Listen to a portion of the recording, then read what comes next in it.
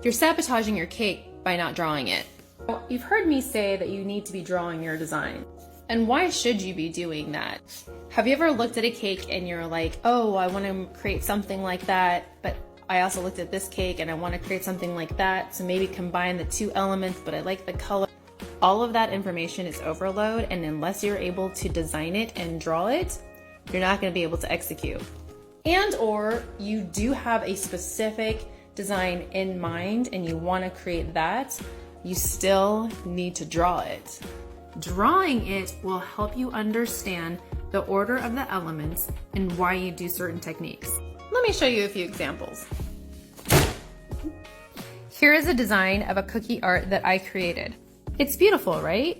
But it wasn't until I started drawing the design that I understood how thin of a line I would have to pipe to create this effect, and the size of the flower for that specific design. Let me see, how small is that? That's really, really small.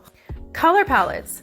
This is an example of color palettes, trying to understand how each color matches with the other, so that way I'm making sure that when they're all paired together, they have the same theme.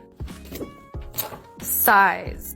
The size of my cakes, the colors, what elements I'm putting on the cake, and how it moves your eye movement of the actual design. Another example of gradient of colors is how the color moves and how your eye gravitates to the brightest color in contrast to the darkest color. Now I know what you're saying. You're like, well, I'm not really an artist. I can't really do this. Neither was I. I'm not that great at drawing, but there's tons of stencils and things you can use that create circles and squares and the concept of what you're trying to create. Basically, you're trying to communicate what your brain sees and what your hands can do and what your eye can interpret. This is cake design. You'd be surprised what you would find out by just drawing it. So do yourself a favor. Sketch it out. Try it just once and let me know what you thought.